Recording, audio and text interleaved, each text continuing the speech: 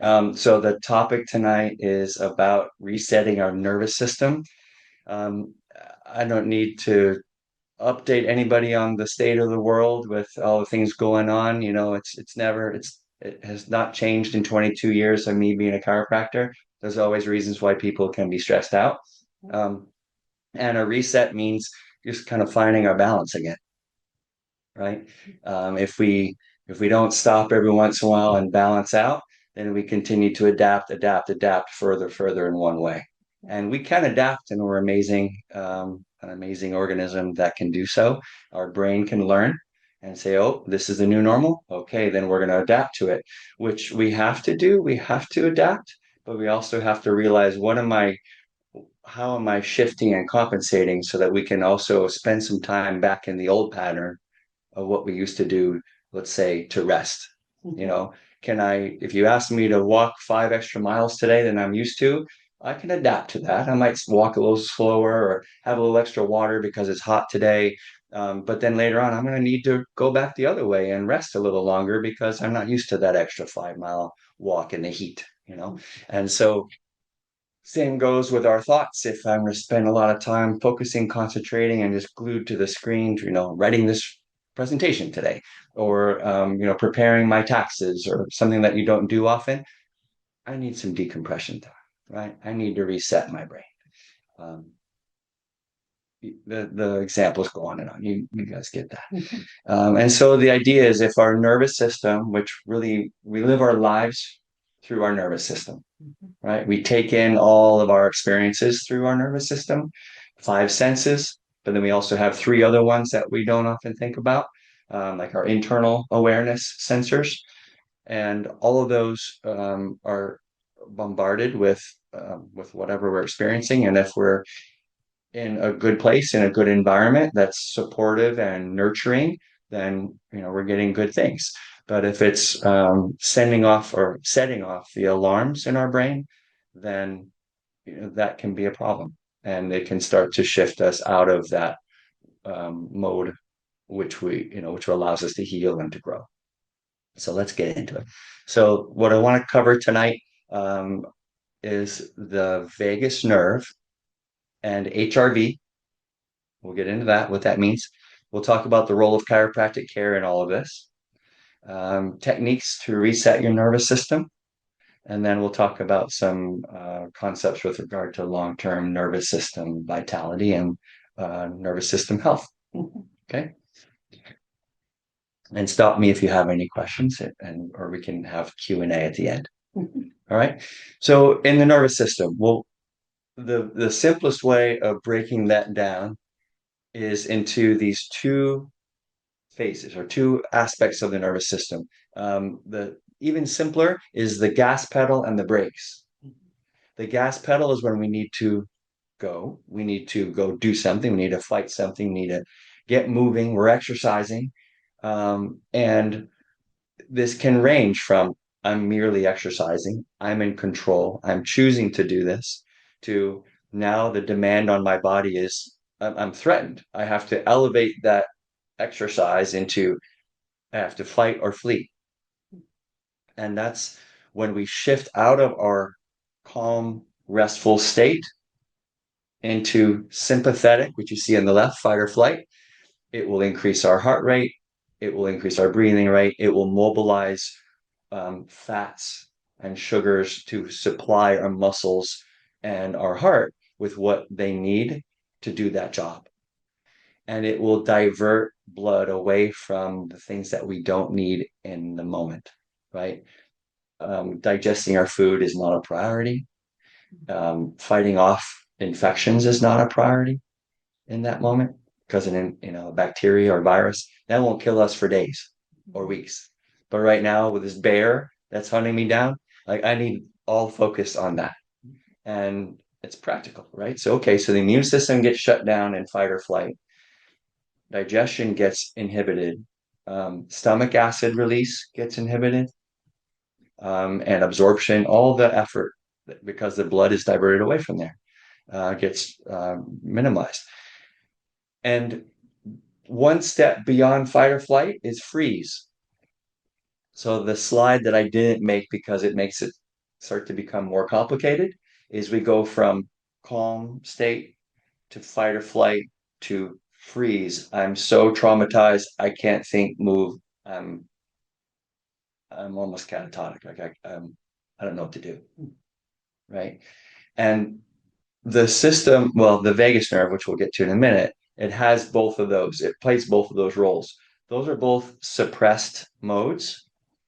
The good one is when we're calm and suppressed and digesting and healing and doing all those things. But we elevate into sympathetic mode or fight or flight. And beyond that is the other side of the vagus nerve, which it shuts us down again, but it's like, that's, I'm trembling in the corner and I'm in shock, right? Um, so if you go back to the simpler model of gas pedal and brakes, we need both. If we didn't have a little gas pedal in the morning, we wouldn't get out of bed, right? I have no ability to get myself motoring, right? But then if you're wired when you're trying to rest, well, that's not a good time to have the gas pedal pressed, right? We need to be able to push the brakes and say, whoa, let's have the yin to my yang, right? We need that balance in the universe. Every action needs to be calmed down, and that homeostatic, that balancing act is where we want to live. That keeps us healthy, stimulated, but not overstimulated, and calm and relaxed, but not overly relaxed. So there's tone, like a good guitar string. The health of your nervous system controls how well you heal, rest, digest, and focus. What haven't I said about that? I think with regard to the nervous system, obviously it's wired to everything. Every organ, every system in our body is controlled by our brain and our nervous system. And we even have cells that travel around that release neurotransmitters, parts of the immune cells that travel, the T helper cells. Have you heard of the T cells? Mm-hmm. So those T cells release neurotransmitters almost as if they're the traveling, roving nervous system, which is fascinating. So they release things that dock on the sensors on the nerves, letting it know what's going on in the periphery. Did they travel through the bloodstream? Mm-hmm. Yeah. So they have that ability. So the neuroimmune complex. They're a type of white cell, aren't they? Yes. Okay. Yes. And they're more like a command level cell, like they kind of direct troops and direct response based off of what they sense. And then they say, hey, guys, this is what's happening out there. But ultimately, the command center is up in here, but they can tell the system what's going on out in the periphery. Now, when it comes to the vagus nerve, so have you heard of polyvagal theory? No. But have you heard a lot about the vagus nerve in the news and then like especially on social media or just a lot of talk about how do I help stimulate the vagus nerve? There's even implants. You can get an implant and like electrical stimulation into the vagus nerve. And I'm thinking, yeah, like why? Yeah, but I mean, why can't we, instead of putting an implant to do that job, why can't we just do it on our own and work on it, and find a way to use our own biological ability? Um, it's kind of like giving up on our body and saying, I'm just going to have it done from the outside in. Where does that end? Right. I can see an extreme case where that might be something where they just can't do it, but it's one of those instant gratification steps where it's like, well, it's just too easy.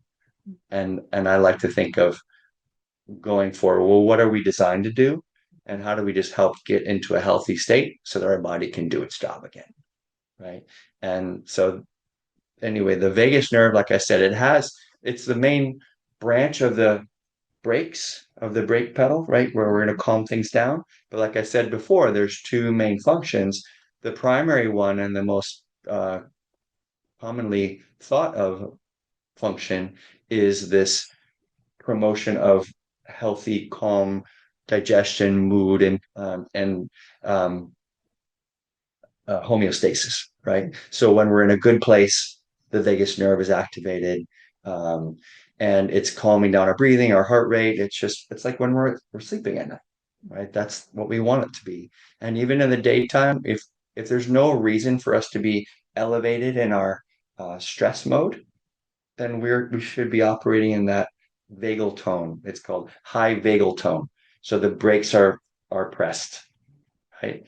It takes effort.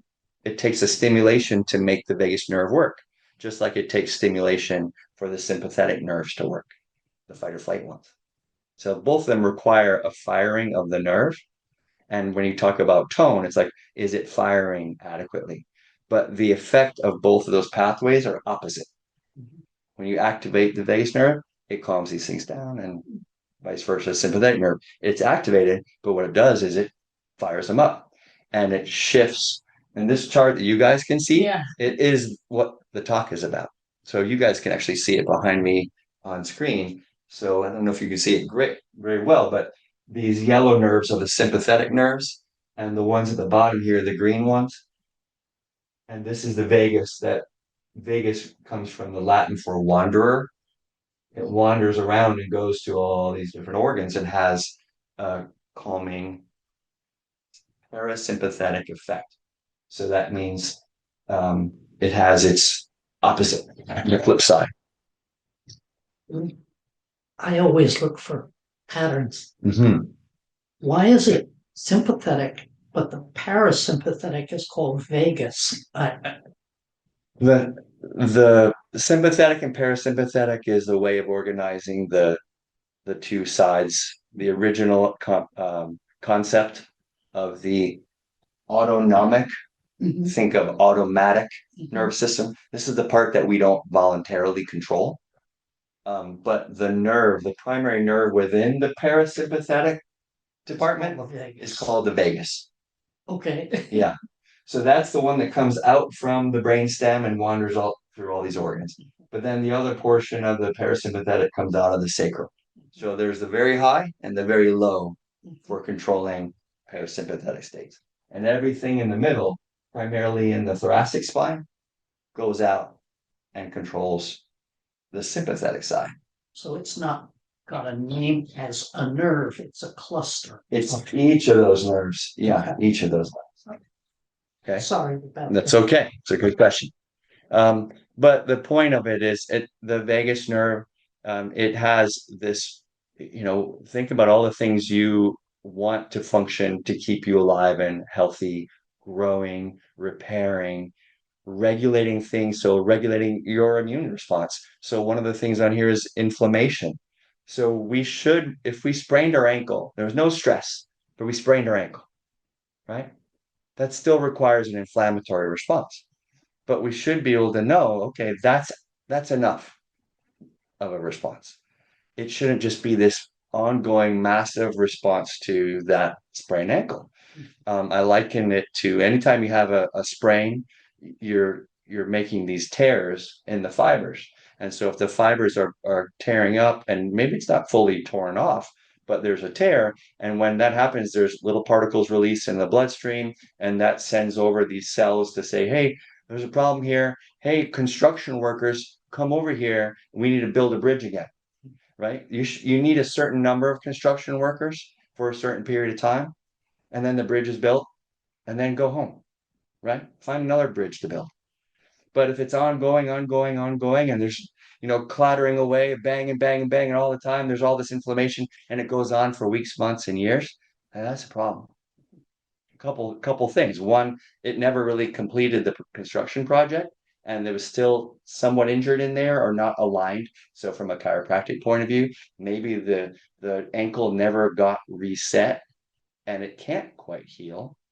Or you have this generalized hyper or higher inflammatory state that is not controlled by the vagus nerve to tell it, hey guys, calm down. It's enough. You did it. Right? Move on.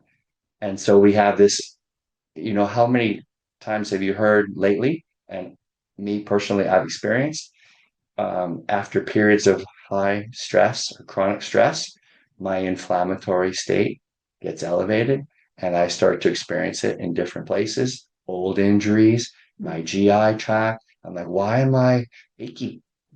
Mm. You know? And then why are people having chronic inflammation? And now we understand the ties, chronic inflammation and its ties to chronic disease, right? Well, the vagus nerve being the one that is the calmer state, the low stress state, is very different from the common state people are in these days, right? Most people are stuck in fight or flight, or at least live a lot in high stress mode. Wouldn't you agree? Yeah, I have a question there. I'm trying to make the connection between Yeah. the vagus nerve and how it regulates according to that inflammation. And um, are you saying that at some point the sympathetic nervous system kind of makes the inflammation go out of control, so it can't regulate, the vagus nerve can't regulate it? Well, the vagus nerve is that kind of regulator or modulator to keep it kind of within the guardrails. But the fight or flight response is great for prehistoric times. Yeah. When you get a gash, and let's just say you're about to fight, you're already circulating these chemicals, like blood clotting chemicals. So when we read something stressful from that we got in the mail or email or whatever, we respond as if we're about to go fight something. And Politics. yeah, just open. Fight or flight. Everybody's in fight or flight. But our biology is the exact same as if we're about to fight, confront a bear or confront some whatever that's going to slash us and cause us to bleed that we need to heal from, or we're going to get an injury and we need to inflame to heal. So our body's already preparing us for the consequences of that. We've developed that way, but we don't know the difference between this input or this perception of stress and an actual attacker. So So we what's the search. connection to the vagus nerve? It's overwhelmed. So when we're in fight or flight, we summon that response and we're prepared for it. But then we need, when the threat is gone, then the vagus nerve says, okay, the threat is gone. Let's just say the threat level or the alert level goes down, and now the vagus nerve can take over and say, okay, let's calm that down. Let's bring that back into balance. So it brings us back into our pre-fight or flight state where we want to live, right? That's where we can be calm, grow, heal, learn, be all the human that we want to be, right? The best expression of ourselves versus fight or flight is all about survival. Like, it's not good for social connection. It's not good for thinking and concentrating. It's like, I need to get out of this alive. How do you know if you're stuck in that higher state of inflammation and fight or flight? Well, there's a number of ways, right? You can assess psychologically, you can assess physiologically through blood work. You can go through a profile of symptoms and think about, okay, how is it, what is this, how does this sound? What would the Right. blood work show? We can look at like cortisol levels, long-term fight or flight. Cortisol is the long-term response hormone for stress. And long-term response, cortisol starts to get tired and it goes low. It's like exhausting. So that could fool you if the level is not very high, you think you're all right. Well, there's a normal cortisol. That's cortisol will, there's a daily rhythm of cortisol being elevated when we wake up, and then it'll start to dip down by the nighttime and then comes up. That's what wakes us up typically, in the morning time. It starts to go up and it precedes us waking up. But you can have it super high when you're still in that battle mode. And wow, that cortisol is super high. About 10 years ago, mine was super high and it was alarmingly high. And I was like, wow, I had no idea. But that's what my physiology was dealing with. And then I realized, first of all, I wasn't aware that I was, I because think it's easy to not be aware. You Mhm. get used to it. you get used to it. Exactly. And so those are the patterns that when we can reflect and we can maybe compare to a previous version of ourselves, think back, what did I used to do? What did I do 5 years ago? How was I 10 years ago? Or journaling is great, right? You can start to become aware of what did you think about, what did you do, what was your daily profile like. And also some functions like that are parasympathetic or vagus dominated functions, like how effective am I at lying down and going to sleep? Mm. You know, what is my breathing rate? What is my heart rate? And we'll talk about in a second some other things that we can measure. But those are basic rest and digest functions that should be in good. There should be good indicators of whether you're here or there. Yeah. Um, digestive health. Those are because you can't just have part of you in fight or flight. It's an all of you or nothing.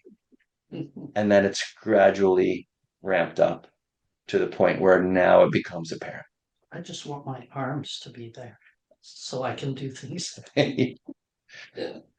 Okay. So let's move on. So heart rate variability, there we go. Heart rate variability is it's a measurement that has become more popular lately, especially with the wearable devices. It's the variation in between heartbeats, variation in time. Sorry about that. That measurement should be fluctuating. It shouldn't be that every heartbeat is on the money with equal spacing in between, because the environment that we live in, the demand on our body does fluctuate throughout our day. And the more adaptable we are, then the more you will see those gaps change. So we feel like in this moment, oh, I need to elevate it a little bit. And then, oh, I'm calming down and it's going to slow down. It's going to boom, boom, boom, right? Then boom, boom, boom, boom, right? So the rhythm will change based off of what we're exposed to. But if it's kind of stuck, kind of rigid, then it means we're less adaptable. And that's an indicator of being more in sympathetic mode. So the heart rate variability measurement is one of those indicators of our shifting one way or another, our autonomic nervous system balance. So you can find it on different apps. You can find it on, your smart watches or different. I have two of these. I'm kind of nerding out on these days. But this is a Whoop. A whoop. Whoop. WHOOP. Okay. I'll Never use heard of that. And it measures HRV. It measures your quality of your sleep and recovery. But in the daytime, it measures the amount of strain, On your heart. your stress level. Like it puts together a bunch of different factors and it comes up with a single number. This was your strain today. No. And then at night, it measures your recovery. So then when you have good recovery, you've got, room to be able to strain tomorrow. And then you can exceed it if you want to expand your capacity a little bit. But if you exceed it, then that night you have to sleep a little more, you have to rest a little more deeply to make up for what you just spent today. But when that starts to drag, it'll show up in like yellow and red instead of green. Green means go. Hey, you're ready to go today. You had a great recovery. But boy, when it starts getting yellow and red, like, oh boy, okay, no hard workout today. We're going to take it easy. And that's the idea. It helps you kind of sync up and know, instead of me trying to guess and go by my stubbornness and saying, oh, I'm going to go do my workout anyway. I'm going to go out there and keep on schedule. Yeah, but why are you going to push your body so hard when you're not in that physiological state or capacity to handle it? That's because if we keep pushing into the red zone, let's say, then we're going to place unneeded and unwanted demands on these organs. But when they're capable, when they're recovered, they can handle more. So that when it comes to um, endurance athletes and people who train, elite athletes, even you think, well, how's it possible that elite athletes, drop over of a heart attack? Like, look at that person's body; they're chiseled. They were just doing a triathlon, or they're just doing this. How did they have a heart attack? Right? Well, you wonder, well, how many times are they training into this sympathetic mode and not recovering adequately, and their physiology was really in a deficit. But they were able to do it, but they were doing so at the detriment to their ability to recover and repair and all that. And I mean, it runs into a problem, you know, and can be life threatening.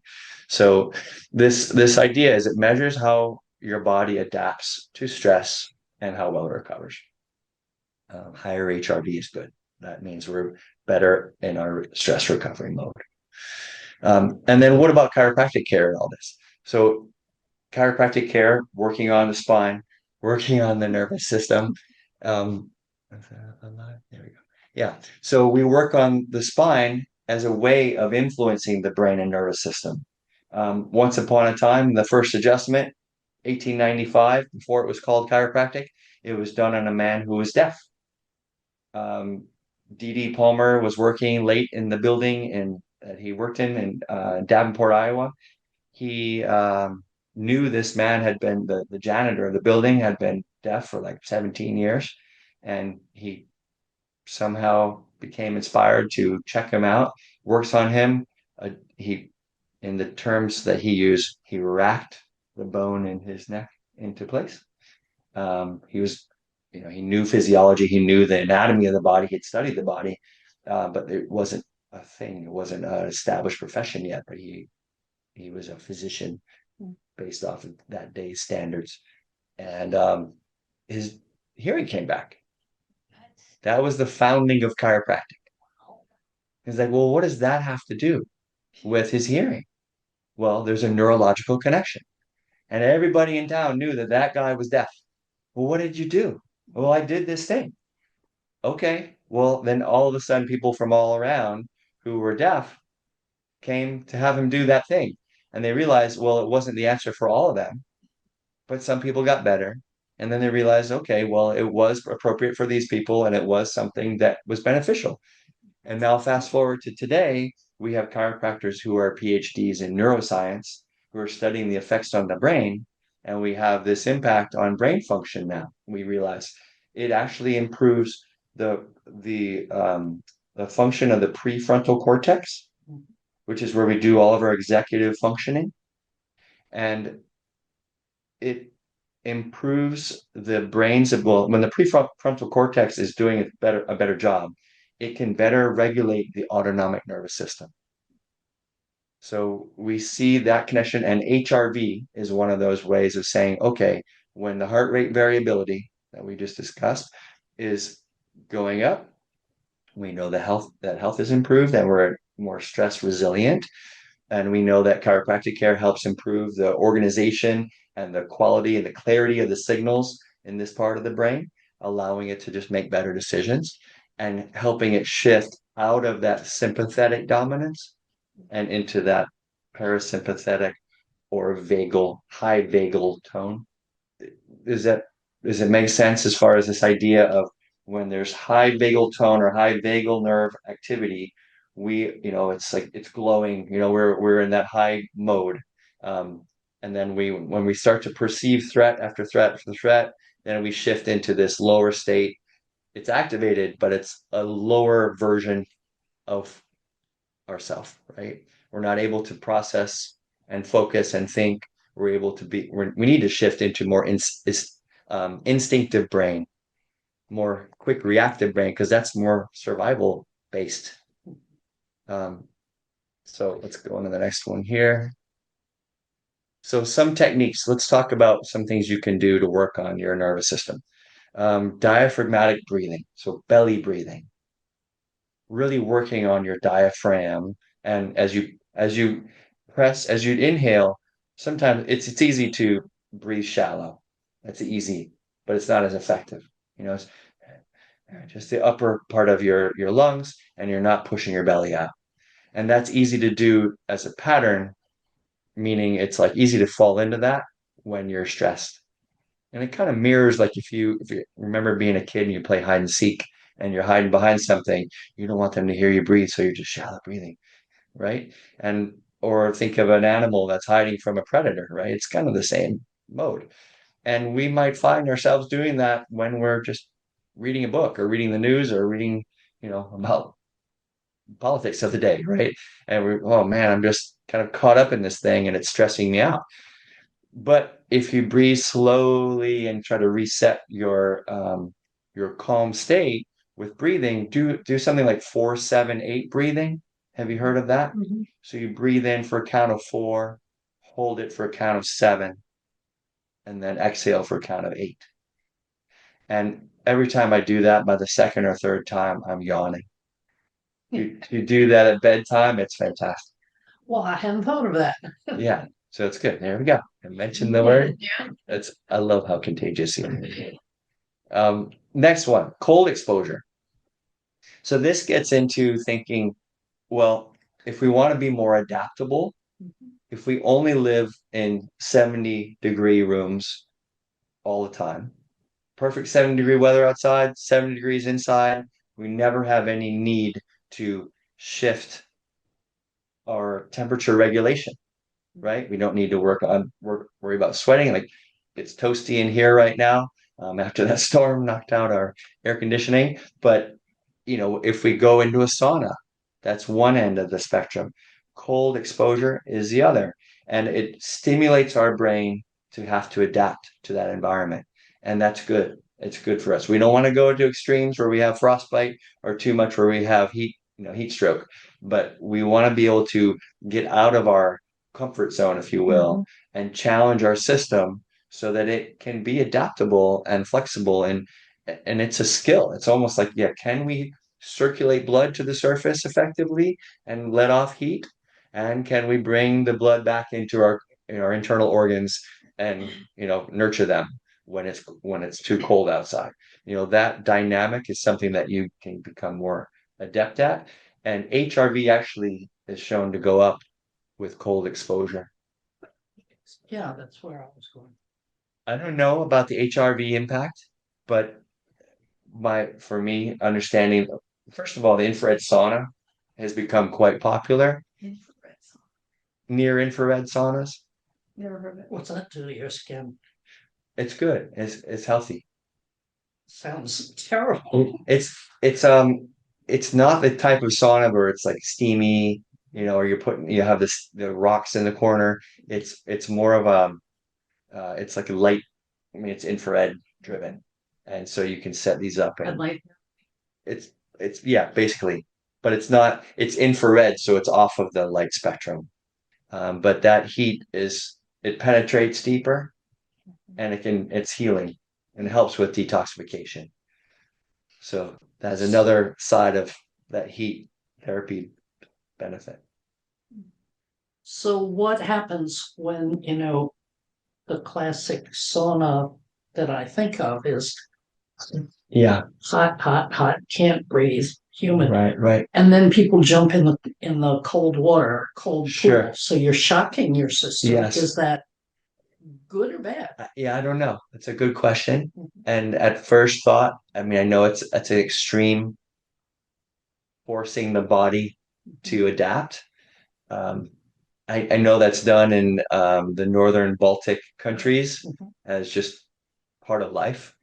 They have their volcanic, hot springs, and then they jump into the frozen lake. I don't know, but I have to imagine it has some merit.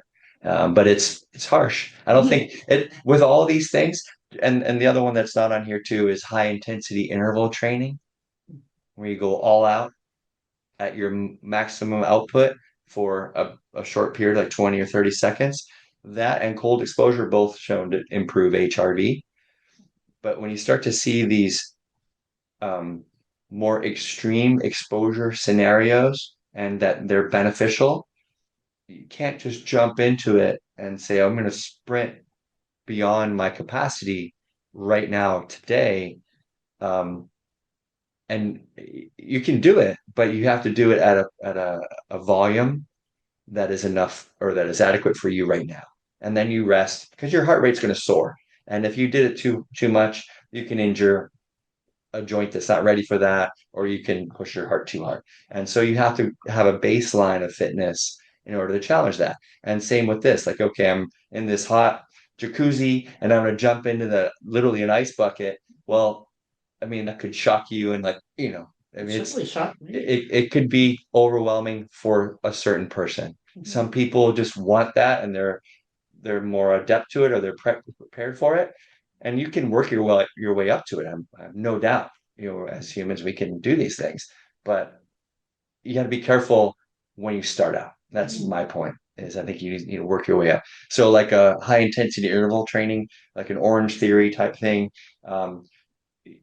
you want to be rotating different exercises and different body parts. Ideally, you have an interval. So my understanding through what I've read through different research articles and books on it is that there is a break.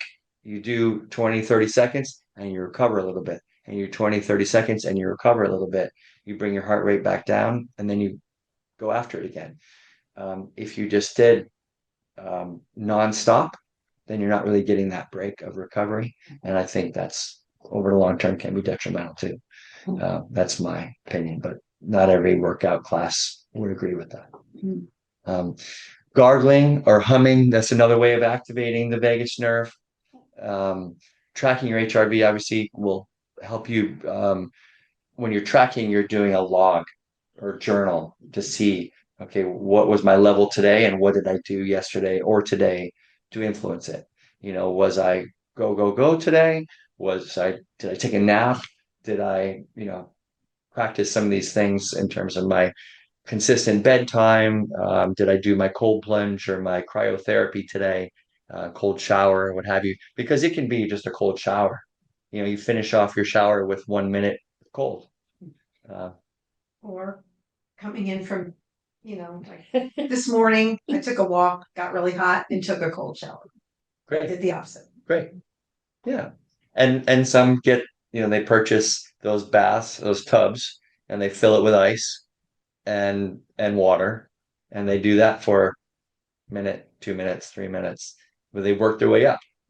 You start off in the cold shower and you work your way up. And I think those are all wonderful options, but you have to be prepared for it's going to be pins and needles, stabbing you in that ice environment for a little while until you get numb, and then you'll be okay. But it's there are all these different levels of intensity when it comes to that. Postural awareness, yeah, posture has a huge impact on our nervous system, as you've all learned with regard to what it does to your spinal cord. When we have bad posture, it will shut that down. It will stimulate fight or flight responses in the brain. When we open up this way, get our head back over our shoulders, that does the opposite. And we know from research in this chiropractic biophysics technique that we use, that the more we have, the healthier the neck curve is, the healthier the sympathetic response is. It's a better, calmer tone. Because it can be a threat to our perceived threat to our brain with regard to that bad posture. So to truly reset the nervous system's foundation, we need its structure to protect it. So the spine around it in a proper shape, healthy curves. We need signaling, which means we need to fire it. The nerves need to be activated and stimulated every day. So activity is important. Exercise is part of that effort. We need to stimulate our brain. You want to move all of your joints, all they're capable of doing. So if you're capable of bending, have range of motion, left bending, right lateral bending, rotating, going this way and back that way, you need to use all of it, because all those are individual parts of you that need to be woken up every day. To the degree that we start shutting that down, our brain goes quiet, and then it stops really having those connections in as robust of a way as they were before. They just detach. So what you stimulate, you perpetuate. And nerves that fire together, they wire together. So you literally change the architecture of the brain as you use those pathways. And then, question? Well, yeah, sorry. No, it's okay. I've heard there's 7 movements of the spine that you should practice every day. And I may not get them all, but you mentioned, this way, this way, this way, this way. Yeah. And I can't remember the other ones. So flexion, extension, side bend, rotation, That's 6. and then you can do elongation. Oh, okay. It could compress. We don't need to compress so much. I think we do that enough. But elongation would be like I'm going to hang from a bar or something. Mhm. But yeah, most people could benefit from a little of that as long as we're working on those curves. Because like inversion tables would be that type of a thing. But it doesn't, if your curve is meant to be like this and you're on an inversion table for too long, you're going to straighten up that curve. It's okay if you have like a compression issue, Yeah, then it can help relieve that for a while. Yeah. But then the long-term goal is to get that buoyancy, that shock absorbing um, relaxation effect of the curve in the neck or the low back, whatever that problem is.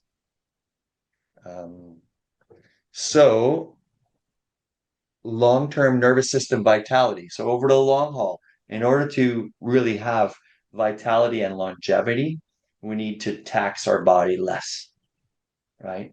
And so staying in a fight or flight state is highly taxing. And it's the opposite of growth and repair. Like things become, parts get into disrepair. We're not able to build as much muscle and even synapses because we don't have the fertilizer, the little chemicals in our brain that fertilize and grow new synapses and elongate neurons in our brain when we're in fight or flight. But that happens in parasympathetic mode or in high vagal tone. So that's really a case for the more we can cultivate a relaxed, peaceful state in our body, in our mind, then we're going to live longer. We can burn ourselves out just by being stressed out all the time. Um, it does help for those who are kind of high wired and high and intense. We can go into fight or flight every day and recover really well. So if we did that, we can be ready to go the next day. But we just need to make sure that we're getting adequate recovery. We can go hard at every day, it's fine. But we just need to make sure that it's within our capacity to do so. There's nutrients that our neurons need, right? We need adequate omega-3s. We need enough vitamin D to keep inflammation down. In addition to the vagal tone, right? We need the resources, the raw materials that will direct and feed and give the building blocks to our nerves to do their job and to build. So omega-3s are the main component, particularly DHA is the main component of brain cells. If you don't get enough, especially thinking of babies, they need enough. Pregnant moms need enough to be able to give to their baby. That's why it's part of prenatals. But we don't lose that need as we age. We still need it. The EPA part of the DHA, EPA is to help lower inflammation. what's that saying? It's a really long word. Yeah. I'll butcher it. Something like icopentacoic. I can't. Okay. Anyway, sorry. I can read it. I can identify. That's that omega-3. Yes, it's the anti-inflammatory omega-3. Now omega-6s are almost ubiquitous in packaged processed foods, and that is pro-inflammatory.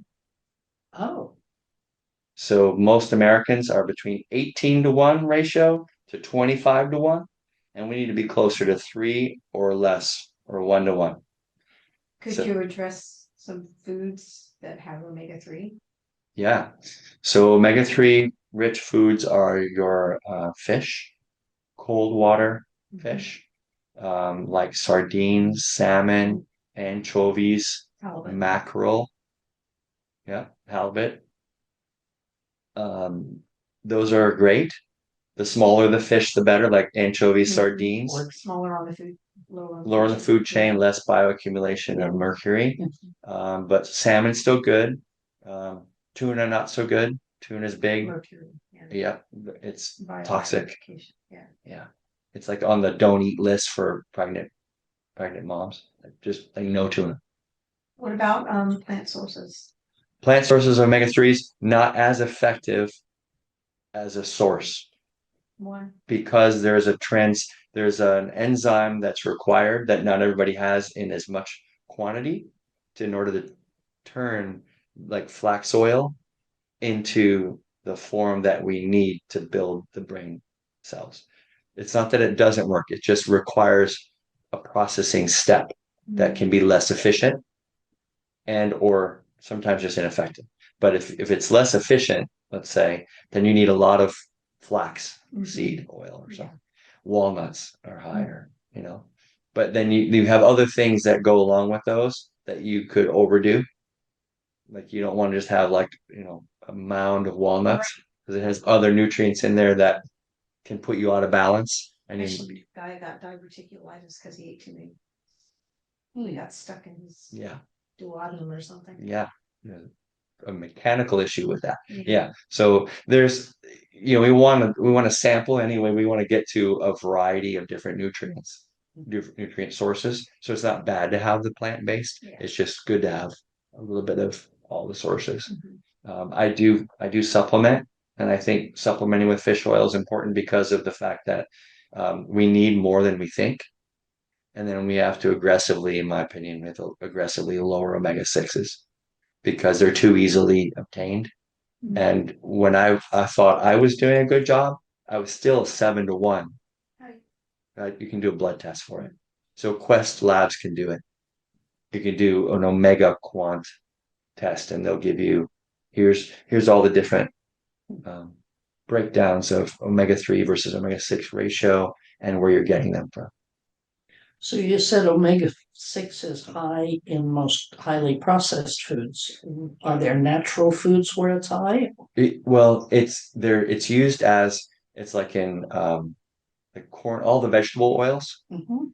So corn, um, sunflower, safflower, canola. Um, yeah, those are the big ones. It's added to it or used? It's no, it that they Is it? are. That's what they are. They are omega 6. Olive? Oh. Olive is better. Avocado's good. Sesame?